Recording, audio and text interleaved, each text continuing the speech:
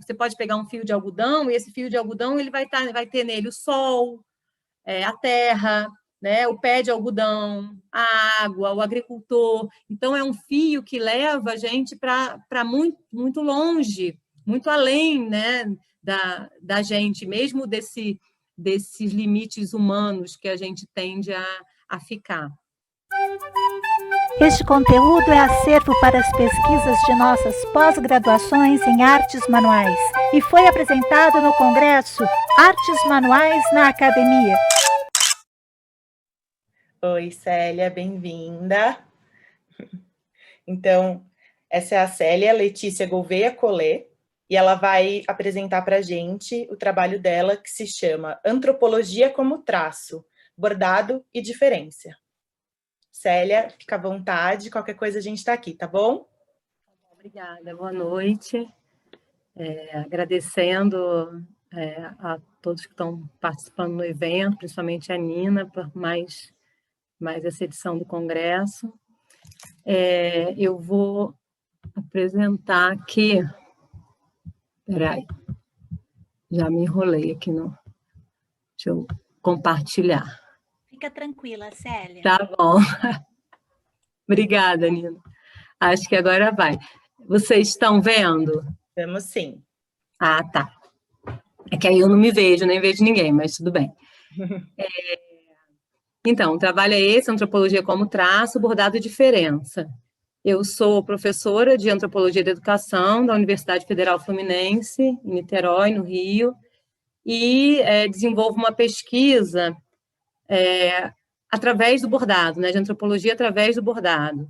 Geralmente, quando as pessoas pensam assim, falam assim, você é antropóloga e pesquisa o bordado, se pensa a primeira coisa assim, que eu pesquiso os bordados das diferentes culturas, mas não é exatamente isso, né? O meu interesse é o bordado como uma prática de pensamento, né? Como uma prática antropológica nesse sentido. E o que eu vou apresentar agora se baseia na experiência que eu tive com um curso chamado Bordado como Traço, que é ministrado pela bordadeira e artista argentina Marian Kivik. Ela, há muito tempo que eu admirava já o trabalho dela, que eu já acompanhava pelo Facebook, mas, enfim, não tinha tempo nem condições de ir na Argentina, e com a pandemia tive a possibilidade de acompanhar online o seu processo das aulas e o processo dela de bordado. Então, o que eu vou apresentar o que esse processo que eu passei durante esse ano, de maio até novembro, com um encontro semanal com essa turma que ela formou, o que isso contribuiu para essa minha pesquisa de antropologia através do bordado.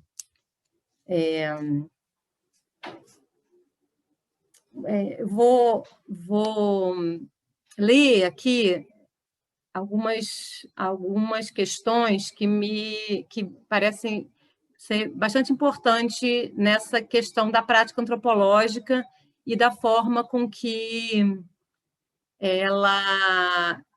eu pude praticar o bordado, como esse bordado antropológico, e o que isso me traz para as minhas aulas de antropologia, para trabalhar com o bordado na antropologia, né?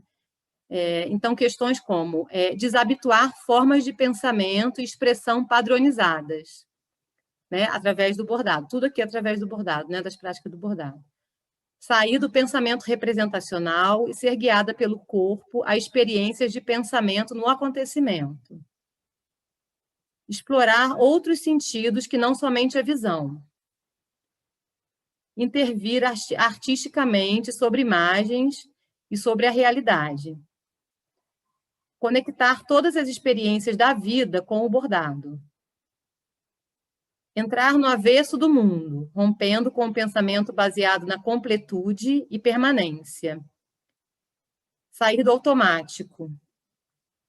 Incluir a diferença.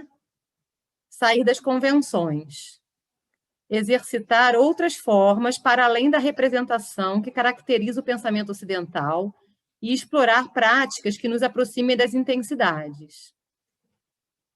Ir além da relação moderna entre linguagem e comunicação, romper com a ideia de que aprender é replicar um modelo geral e, assim, poder vivenciar a singularidade. Questionar padrões como belo, certo e perfeito, pesquisar o pensamento que acontece tanto dentro quanto fora da pessoa, questionando os conceitos de indivíduo e identidade. Então, eu separei aqui 4 trabalhos que eu desenvolvi nesse curso, não sei se eu vou conseguir falar sobre todos, mas a ideia é mostrar um pouco como que eu fiz esses trabalhos, né, e como que eles me inspiram para trabalhar o bordado dentro das questões da antropologia. Esse primeiro, a proposta da Marian, que é a professora, né, era que a gente pegasse um tecido que não fosse liso, que já tivesse estampado ou com algum desenho, e que a gente pudesse bordar sobre ele. E aí eu peguei uma pintura do meu filho, que ele tinha feito, que eu guardei da escola dele, bem pequeno. E aí peguei essa pintura e falei, não, vou fazer com isso, assim, vou compor com essa pintura. Eram uns quadrados, né? Esses quadrados coloridos. E aí eu fiquei muito tempo olhando para ele na vertical, né? Porque a gente está muito acostumado quando a gente vai a museus, ou mesmo para pintar, a gente está muito acostumado com a relação da tela na vertical. Fiquei muito tempo interagindo com essa ideia da tela na vertical e nenhuma ideia me veio, né?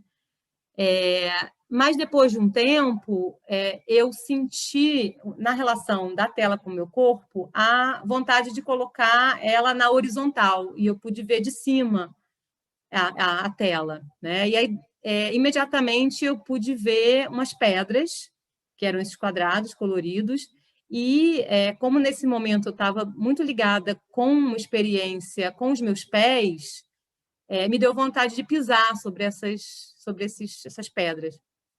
E aí me veio imediatamente essa ideia de bordar essas pegadas sobre essa pintura que já existia, né?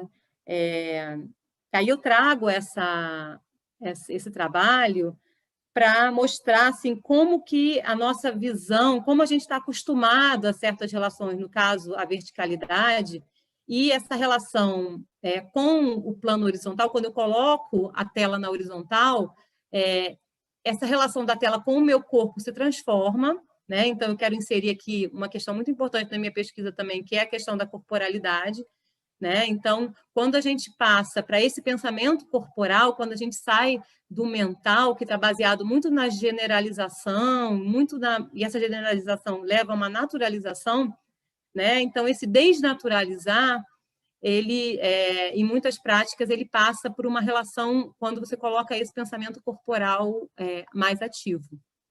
Então, essa experiência, né, que eu chamei o que percebemos e o que não percebemos, a prática antropológica de poder ver além do óbvio, foi nesse sentido. Vou agora mostrar um segundo trabalho. A ideia aqui era bordar sobre papel, né? Podia ser uma fotografia, mas um papelão, né? Sair da coisa do tecido. E eu encontrei essa caixa de leite na mesma hora me veio a relação com essa imagem, né? Dessa que era a imagem, vocês devem perceber o que é a imagem da caixa de leite, o que está sendo bordado. Né? Então, é uma menina fofinha, com uma vaquinha fofa, né? Com os cílios assim, bonitinhos, e a menina tirando o leite da vaca. Né? E a ideia, então, dentro dessa prática de como é que a gente intervém antropologicamente através do bordado, a ideia era fazer uma intervenção que pudesse mostrar o que não estava sendo visto. né? Que o que se mostra na caixa de leite é, né, essa vaca feliz, a menina também, mas que tem por trás, né, muito sofrimento dos animais, do filhote, né, do bezerro também e tudo.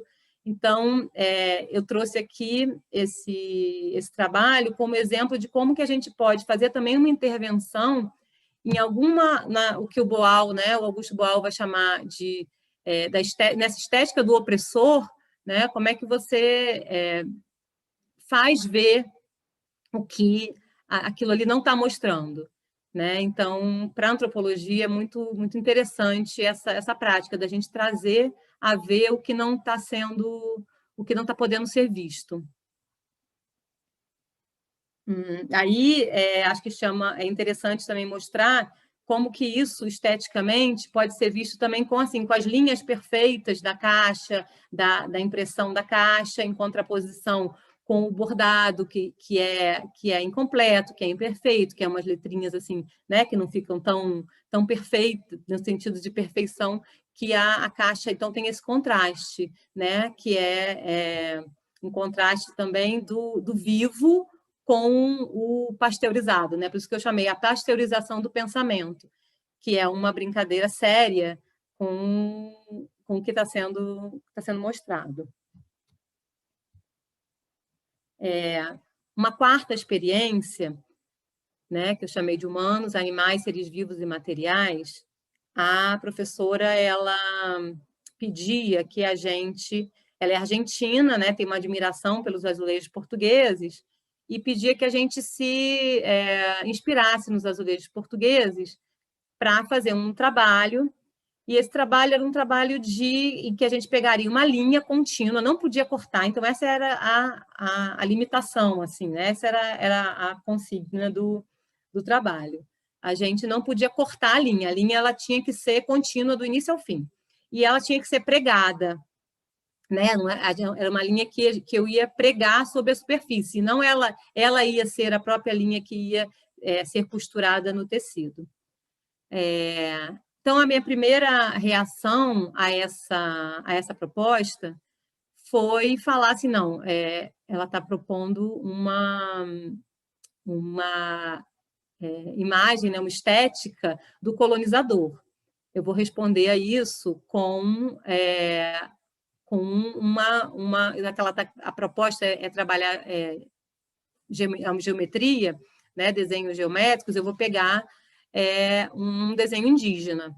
E eu tinha, para um trabalho anterior, eu tinha feito uma pesquisa com alguns desenhos indígenas, e eu peguei um desenho Caduel para fazer esse trabalho, né? E outra coisa, eu falei, não, então também eu não vou trabalhar com um fio industrializado, esse fio perfeito, que ele é igual em todos os, né, em todo momento ele é igual. E aí me lembrei que eu tinha feito com a Nina um curso chamado Fiação para Terapias, aqui no Rio.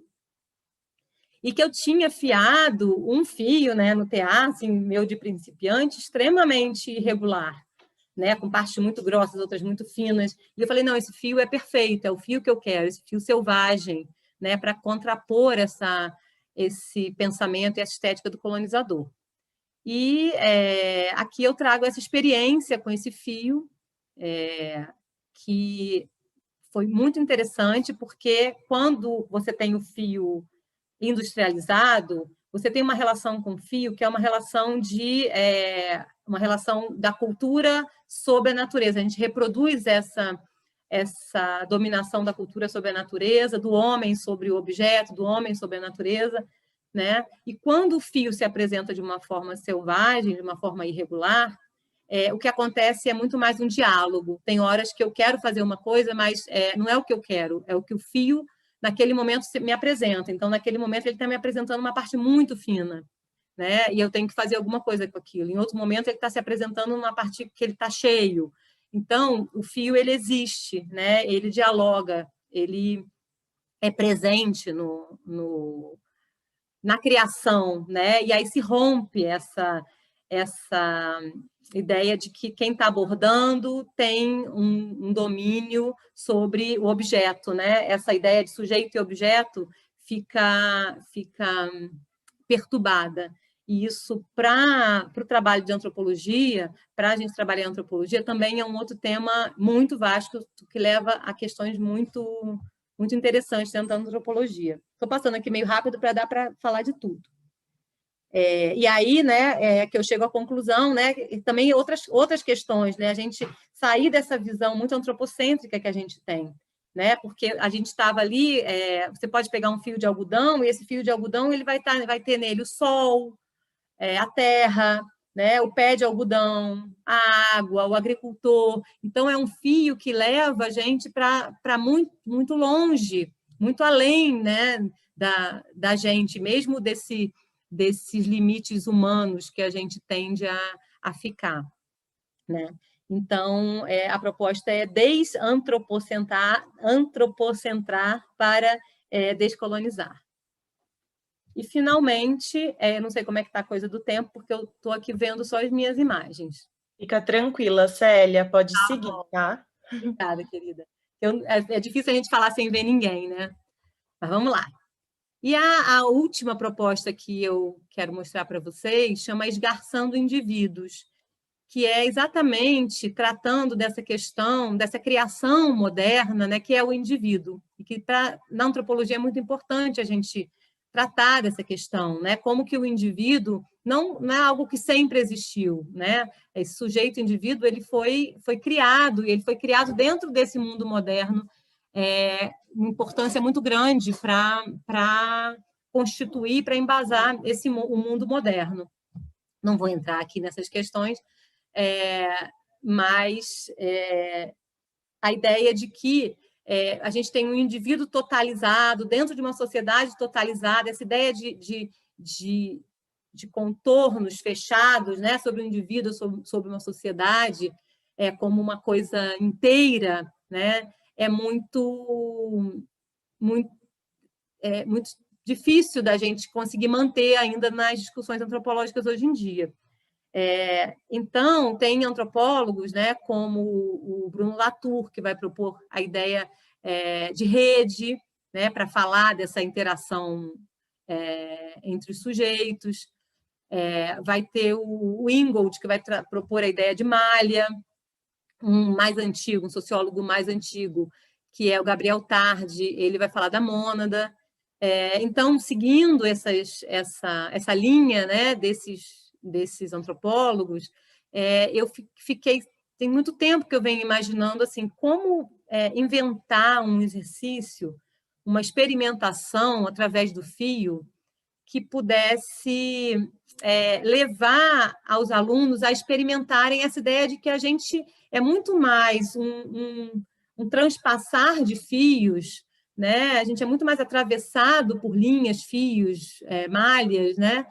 Redes, do que exatamente um contorno individual fechado.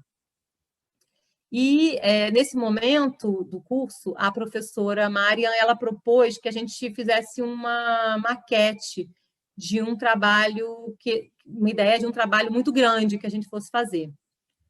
E aí falei, não, então está no momento de eu avançar, que já uma experimentação que eu já tinha, que eu já fazia, que eu já imaginava, mas já imaginava com os fios, ainda não fiz com pessoas, então está em elaboração, mas eu falei assim, não, vou fazer essa maquete, né? Então, como é que seria a ideia dessa experimentação?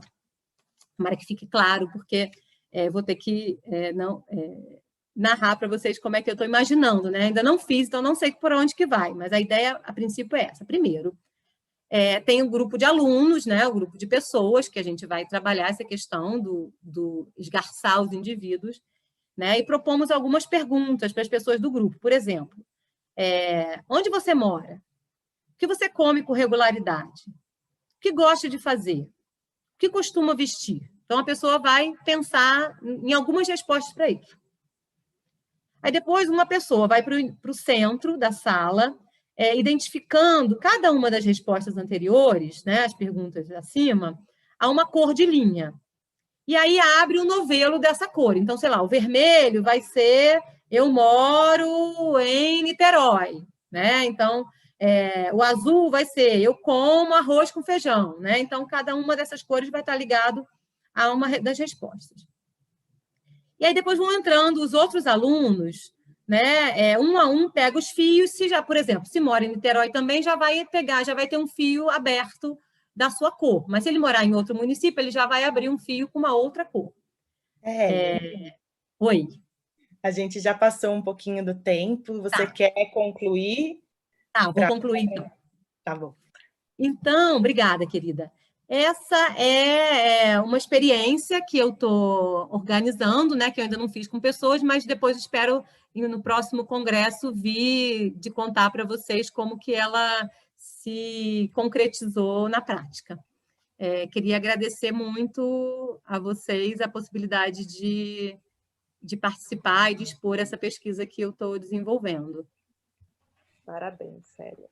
Obrigada, Célia, muito potente. Obrigada, estou às ordens para a gente seguir conversando. Obrigada.